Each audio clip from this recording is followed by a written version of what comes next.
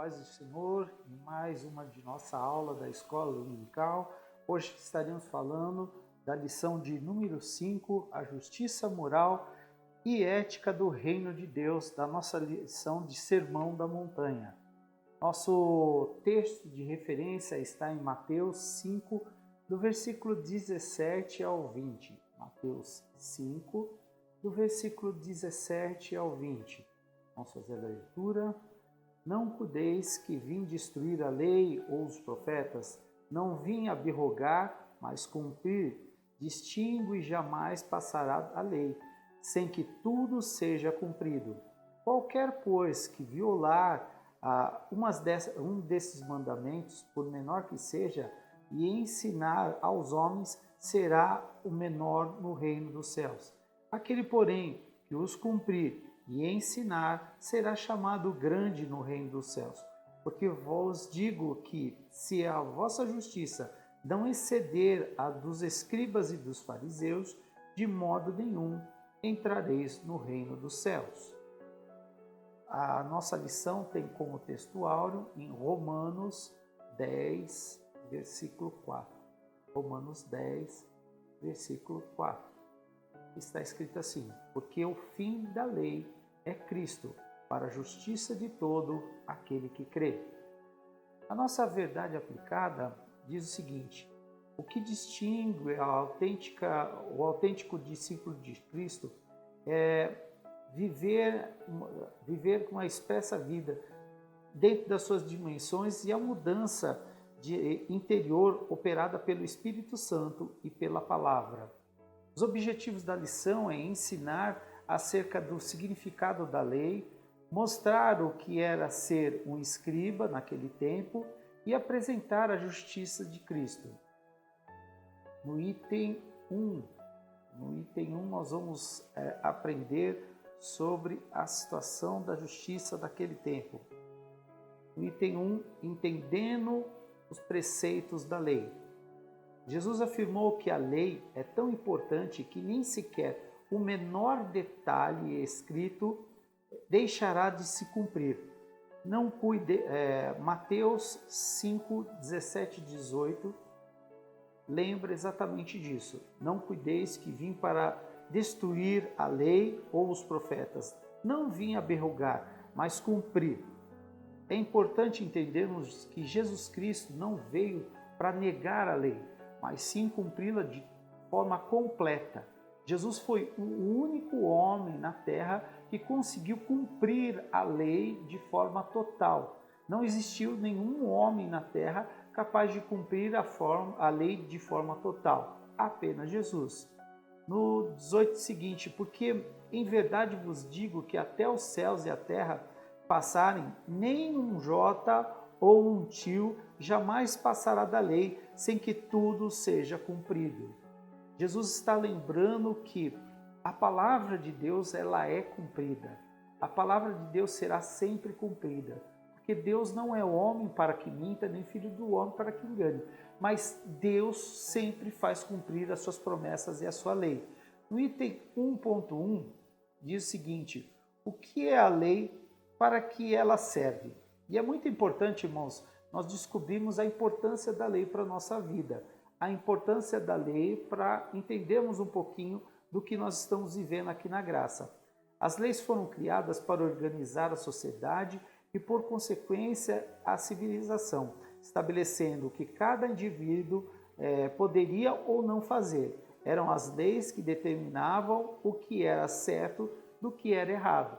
Temos que entender, irmãos, que quando Deus coloca uma lei para o povo judeu que estava acabando de sair da escravidão no Egito, ele começa a ensinar o comportamento de como ele gostaria que as pessoas andassem, de como gostaria que as pessoas se comportassem. Além do que a lei, além de falar sobre comportamento, também fala sobre as regras de saúde, sobre regras de alimentação, sobre regras de comportamento do dia a dia, comportamentos e éticas sociais. A lei de Deus, ela é extremamente importante porque ela dava um norte para o povo que estava atravessando o deserto de como se comportar com relação à sua vida cotidiana e como Deus gostava ou gostaria que eles se comportassem durante esse trajeto ali na Terra Prometida. Vamos ler em Romanos 3, 20, a parte B do versículo. Romanos 3, 20, a parte B do versículo. Porque pela lei vem o conhecimento do pecado. Ou seja, somente depois de conhecer a lei de Deus que verdadeiramente conhecemos o que era pecado para Ele. Até aquele momento, o nosso relacionamento com Deus era de conhecê-lo. O povo conhecia e solicitava ajuda a Ele. Mas, a partir do momento que Deus coloca 10 mandamentos para serem cumpridos e coloca as leis ali para ser cumprido pelo seu povo, a partir daquele momento existiam as regras de o que era correto e do que era errado, do que era bom, do que era ruim, do que era justo e do que era injusto para Deus. A partir desse momento, conhecendo a lei de Deus, nós começamos a conhecer verdadeiramente quem era Deus, como Ele agia e o que Ele desejava de cada um de nós. Cristo apresentou uma nova forma de vida, onde tudo começa no interior do coração do homem. Nós vamos ler em Marcos 7, 21 ao 23. Marcos 7, 21 ao 23. E lá está escrito assim: porque do interior do coração dos homens saem os maus pensamentos, os adultérios, as fornicações, os homicídios, os furtos, a avareza, as maldades, o engano, a dissolução, a inveja, a blasfêmia, a soberba e a loucura. Todos esses males procedem de dentro e contaminam o homem. Ou seja, todos esses maus desejos já estão dentro da natureza pecaminosa do homem. A partir do momento que fomos retirados ali do Jardim do Éden, este pensamento, este coração mau está dentro de cada um de nós. Mas a lei veio para demonstrar a verdade sobre isso, demonstrar verdadeiramente o que é certo e o que é errado, e também demonstrarmos como nós devemos nos comportar a partir daí. Logo depois veio Jesus Cristo através da graça e nos ensina um passo acima ainda da lei, para que possamos transformar as nossas vidas e começar a conhecer o novo homem. Os escribas e os fariseus defendiam uma justiça artificial e exterior baseado na interpretação que eles mesmos davam aos mandamentos divinos.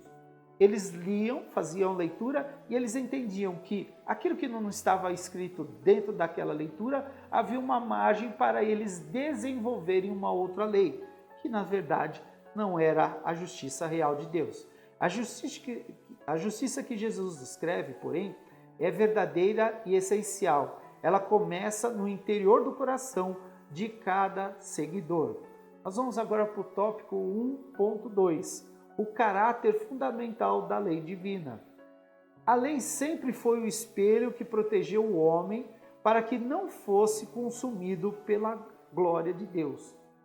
Deus não é homem, e como ele não é homem, ele não aceita o pecado. A presença da luz de Deus não permite a existência do pecado.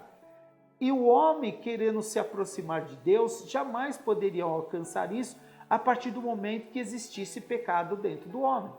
Era necessário que o homem, de uma forma, no início da lei, tivesse a expiação dos seus pecados, ou seja, a paga pela justiça de seus pecados, ou na graça, o sangue de Jesus Cristo pelas nossas vidas.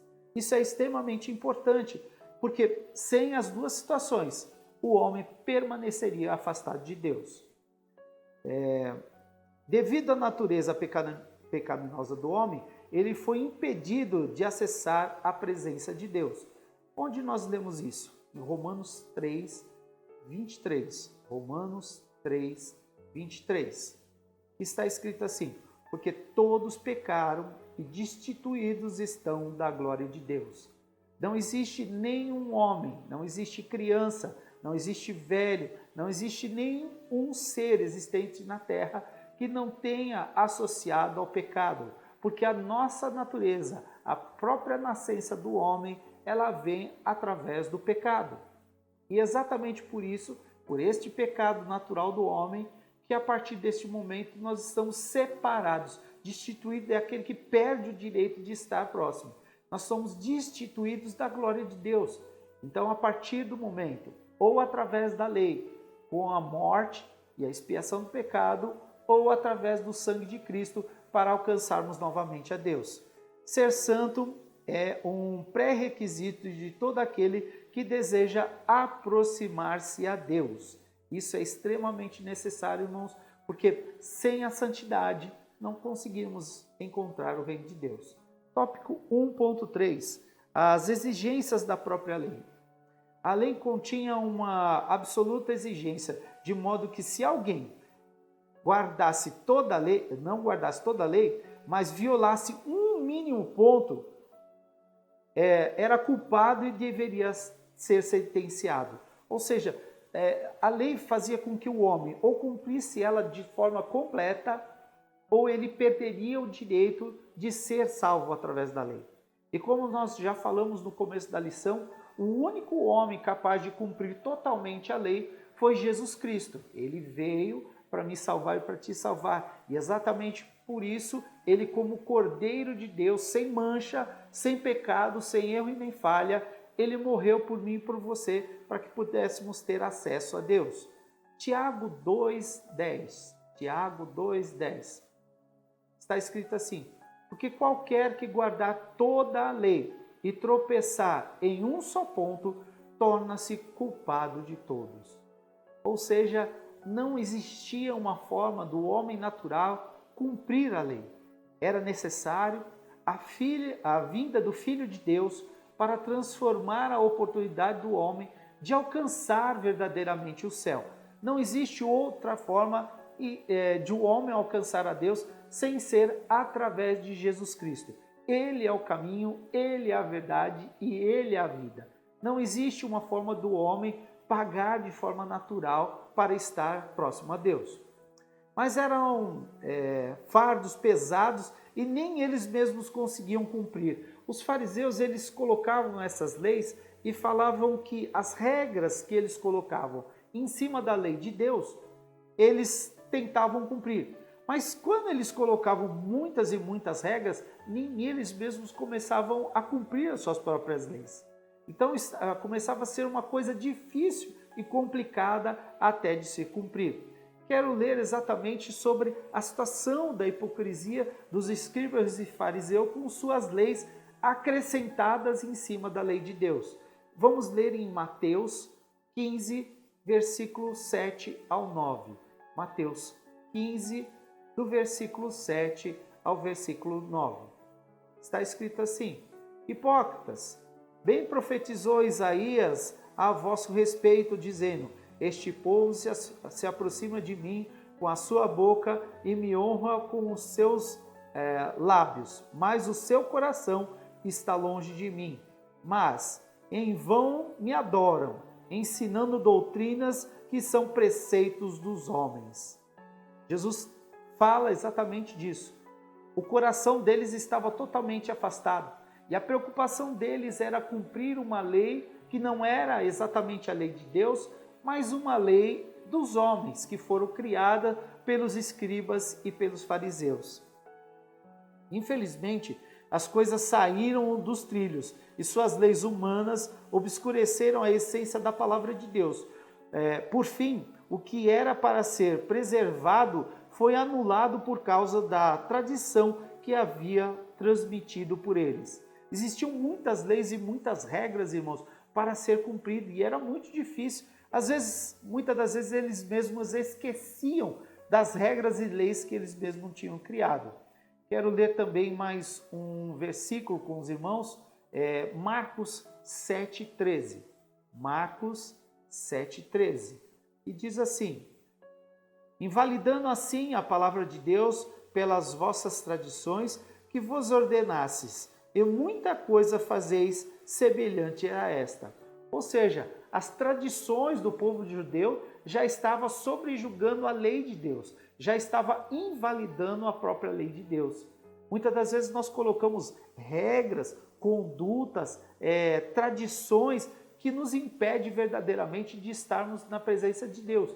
E pior, impede outras pessoas de alcançar verdadeiramente conhecer a Deus. Muitas das vezes existem tantas regras e complicações que afastam as pessoas das igrejas e falam, olha, eu não posso ir lá nessa igreja porque essa igreja não aceita isso, não aceita aquilo, não aceita aquilo outro. Mas a palavra de Deus fiel fala que o evangelho é simples, o evangelho é fácil, não existe complicação. É necessário reconhecermos exatamente isso e aprendemos com os erros dos escribas e fariseus daquela época para não cometermos aqui na nossa vida de hoje. Tópico 2. Os escribas e a lei. No tópico 2.1, os escribas e as suas funções.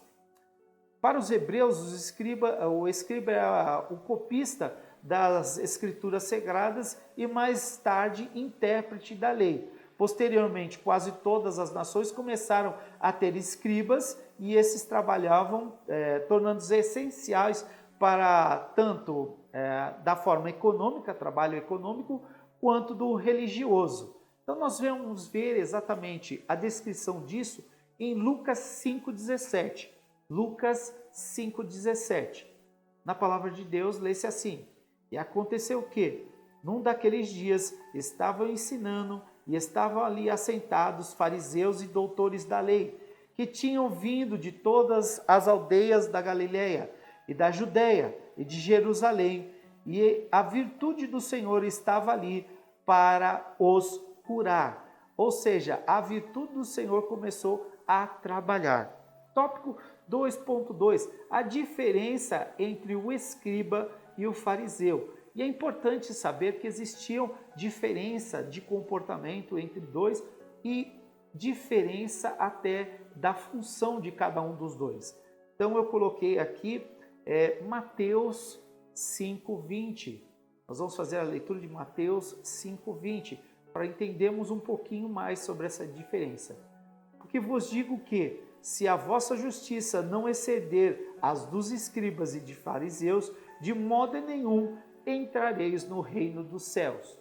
Ou seja, os fariseus e os escribas sempre estavam juntos, cada um tinha sua função, mas eles criavam leis que impediam o verdadeiro evangelho. E aqui nós vamos falar exatamente da situação da diferença das funções entre escribas e fariseus. As principais diferenças são as seguintes: os escribas se encarregavam de redigir documentos importantes, os fariseus se encarregavam de representar a nação. Os escribas eram intelectuais encarregados dos serviços de secretaria. Os fariseus conheciam as leis e se encarregavam da instrução civil. Os escribas registravam e mantinham as contas financeiras. Os fariseus cuidavam dos negócios. Os escribas davam mais importância ao culto e à intelectualidade. Os fariseus eram ligados à religião e às suas doutrinas. Ou seja, tanto um quanto o outro gerava, tanto no culto, novas doutrinas, e o outro gerava novas religiões ou situações religiosas para que fosse servido. No tópico 2.3, os escribas e a interpretação da lei. William Buckley informa que os escribas já estavam em evidência desde o retorno do cativeiro da Babilônia, período em que ali tanto Daniel quanto os filhos de Israel que foram para a Babilônia acabaram servindo ali o povo babilônico dentro da parte da estrutura de governo. Ou seja, os jovens que estavam ali acabaram recebendo importância, cultura da leitura, cultura do estudo, e isso fez com que eles entendessem o comportamento social e administrativo do povo e começaram a ser importante. Nós vamos ler exatamente dessa importância em Esdras 7, versículo 6. Esdras 7, versículo 6. E está escrito na Bíblia: este Esdras subiu da Babilônia e era escriba hábil na lei de Moisés, que o Senhor Deus de Israel tinha dado. E seguindo a mão do Senhor, seu Deus, que estava sobre ele, e o rei lhe deu quando lhe pedia. Ou seja, Esdras era tão importante para o rei, existia uma importância tão grande para o serviço dele de escriba, que o rei ouviu a solicitação dele e atendeu o seu pedido. Eles acreditavam que o que não estava claro na lei deveria estar implícito por um procedimento lógico de dedução criativa de milhares de regras, estatutos e regulamentos. Essa eram as leis dos escribas. Ou seja, como eu comentei anteriormente, Deus tinha colocado 10 mandamentos e as regras sobre o povo. Mas os escribas e os fariseus começaram a gerar regras que não estavam ali, mas eles diziam que estavam implícitas, ou seja, de interpretação pessoal de cada um deles. E isso trazia uma perda muito grande para o povo de Israel. Quero ler junto com vocês em Mateus 5:20. Mateus 5:20. Está escrito assim: porque vos digo que, se a vossa justiça não exceder a dos escribas e dos fariseus, de modo nenhum entrareis no reino dos céus. Jesus estava tentando falar exatamente deste comportamento dos escribas e fariseus, trazer uma lei apenas de aparência, regras apenas de aparência, não estarem preocupados com a transformação verdadeira do homem, através do seu coração e através da mudança do seu comportamento e do seu entendimento do que era Deus. A interpretação dos escribas sobre o sábado tornou-se proibido até pentear-se os cabelos ou curar alguém.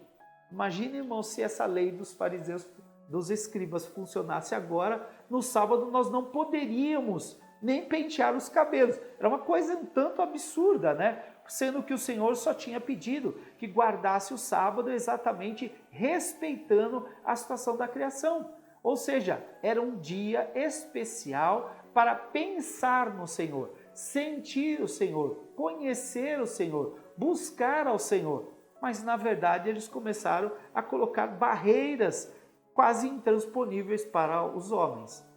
Quero ler também Lucas 13, versículo 14. Lucas 13, versículo 14. E lê-se assim: e tomando a palavra, o príncipe da sinagoga, indignado porque Jesus curava no sábado, disse à multidão: 6 dias no que é mister trabalhar, nestes, pois, vide para serdes curados e não no dia do sábado. Ou seja, a questão era simples, ele falava assim: não precisa curar no sábado. Tem outros dias mais importantes. Ora, se a necessidade, se Jesus tinha aquele encontro naquele momento, se a necessidade estava ali naquele momento, por que não haver a cura?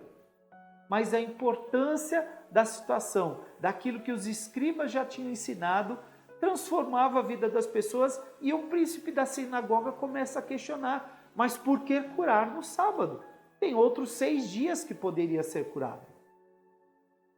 Item 3, tópico 3. Jesus Cristo é o cumprimento da lei.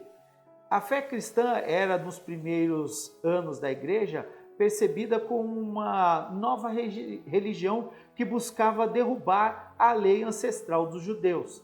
Jesus afirmou que não veio para não aceitar ou não cumprir a lei, mas sim para cumpri-la totalmente. Os judeus daquela época estavam preocupados que Jesus estava tentando trazer uma nova religião, uma religião que fosse diferente daquela que os judeus já conheciam desde a época que saíram do Egito, 400 anos cumprindo isso. Mas, irmãos, neste momento Jesus fala: eu não vim para desobedecer, mas eu vim para cumprir a lei. Vamos ler novamente Mateus 5,17. Mateus 5,17. Está escrito assim: não cuideis que vim para destruir a lei ou os profetas.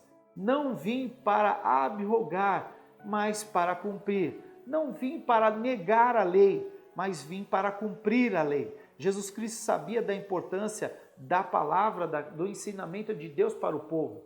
E Jesus fala assim: eu não vim para negar a palavra de Deus, a instrução de Deus que veio ali desde a época da saída do Egito, mas eu vim para cumpri-la de forma completa, para que houvesse liberdade aos homens, para que houvesse oportunidade de salvação para todos os homens. No tópico 3.1, Jesus não veio anular a lei. A ideia de cumprimento vai além da obediência, ou seja, guardar a lei. Embora a inclua, indica que Jesus não se cumpre certas funções antecipadas, mas também a sua interpretação das Escrituras de forma completa e esclarece o propósito de Deus por meio da lei. Jesus, quando chega, ele fala que tudo aquilo que estava acontecendo, todas as palavras que estavam acontecendo, desde o período da saída do Egito até o dia do seu nascimento, estava se cumprindo ali na vinda de Jesus. Jesus veio para cumprir toda a lei, para que houvesse salvação entre os homens. Quero ler com vocês Romanos 10, versículo 4. Romanos 10, versículo 4. Porque o fim da lei é Cristo, para a justiça de todo aquele que nele crê. Irmãos, o fim da lei, o fim da forma que era a lei, o fim da expiação de pecado, era a partir do momento do sacrifício de Jesus Cristo. Agora, a partir do momento da graça, não existe mais expiação, mas existe agora o perdão de pecados, perdão de forma completa. Deus não olha para mim e para você olhando uma cobertura de pecado. Deus, a partir de agora, olha para mim e para você, vendo o bom cheiro de Cristo, olhando para mim e para você, olhando para nós como verdadeiros filhos de Deus, exatamente como Jesus Cristo é encontrado por Deus. No tópico 3.2, Jesus afirmou que toda a Escritura se cumprirá. Jesus afirma que, enquanto o céu e a terra existirem, nenhum jota, nenhum tio passará da lei até que tudo se cumpra. Ou seja, a palavra de Deus, ela é fiel e tudo que existe nela será cumprido. O que Deus disse nas Escrituras é muito mais permanente do que simplesmente os cumprimentos das leis dos homens, da necessidade do homem. O cumprimento da lei de Deus, o cumprimento da palavra de Deus é a demonstração de Deus para mim e para você que Ele é poderoso, Ele é honesto. Deus não é homem para que minta. Então nós temos que entender que Deus verdadeiramente fará cumprir tudo o que está na sua palavra. Tópico 3.3, a justiça do reino. Os escribas e os fariseus eram considerados os mais piedosos de todos os partidos políticos religiosos devido ao seu rigoroso estudo do ensino da própria lei. Qual o tipo de justiça que o Senhor requer de seus servos? A quem vem de coração, não de atos exteriores, nenhum homem pode entrar no reino de Deus por conta própria. Ou seja, não existe uma forma que eu ou você possamos entrar no reino de Deus sem ser através de Jesus Cristo, através do único e suficiente Salvador. Quero ler com os irmãos o que está em Salmos 49, versos 7 e 8. Salmos 49, versos 7 e 8. Está escrito assim: nenhum deles de modo algum pode remir o seu irmão ao dar a Deus o resgate dele, pois a redenção da sua alma é caríssima e cessará para sempre. Ou seja, por mais que um homem queira remir o seu filho ou sua filha, morrendo por eles, jamais poderá pagar os seus pecados. Era necessário a morte de Jesus Cristo, a morte de cruz, a morte do Cordeiro de Deus que tira o pecado do mundo. Somente aquele que experimenta o novo nascimento pelo Espírito Santo tem condições de cumprir a ordenança de colocar a sua lei no seu coração.